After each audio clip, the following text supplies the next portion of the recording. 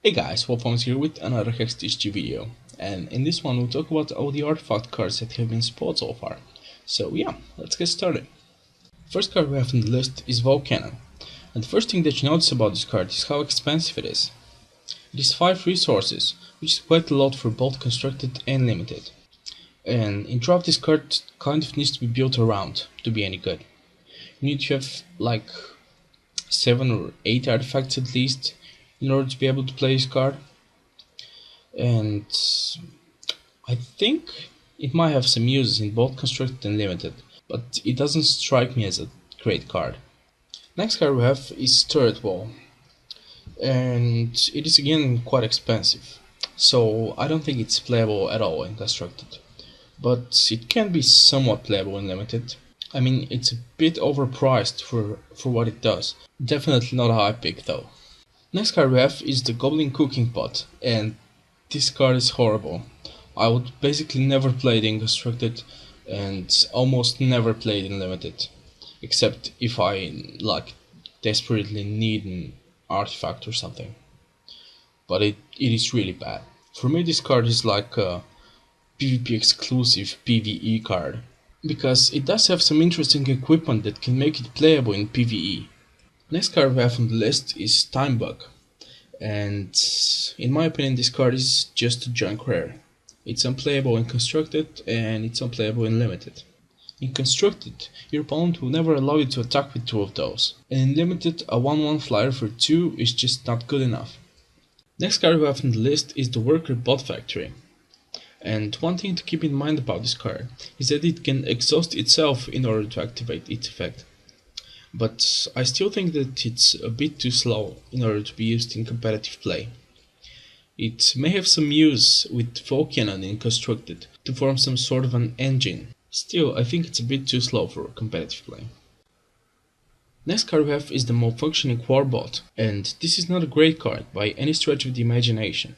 But in limited, I think it has place in some very fast aggro decks that want to deal a lot of damage as quickly as possible. Next card we have is the Chaos Key, and the main reason I like this card is that it can deal with absolutely any card in the game. Of course, not including cards with Spell Shield.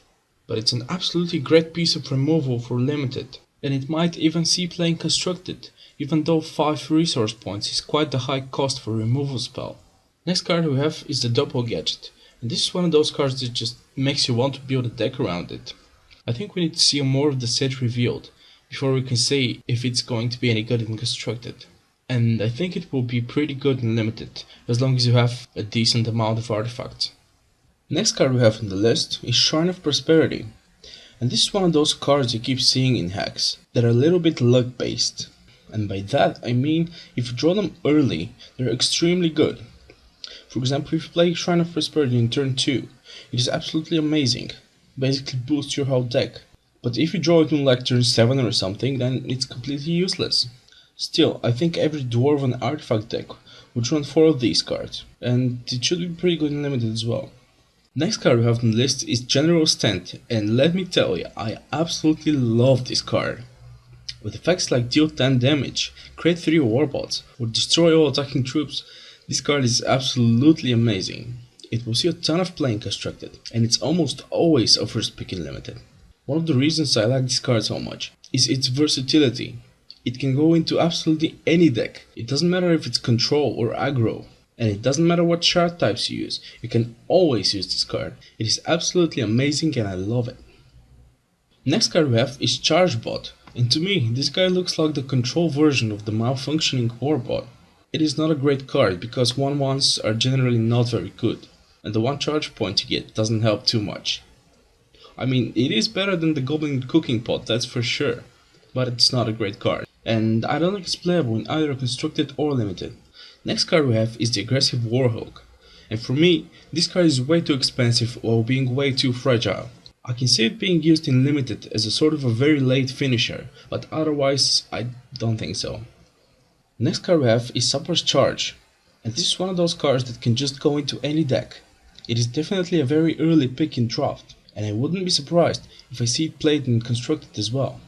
The last card we have on the list is the newly revealed Argus, Herald of Doom, and this is one of those cards where if it's not in your opening hand, It just doesn't do anything, it's blank.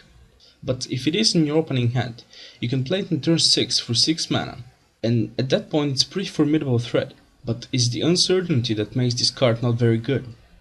I would probably never play this card in Limited. That's it for now, guys. If you have any questions, please let me know in the comment section below. And if you enjoyed this content, please remember to comment, rate and subscribe.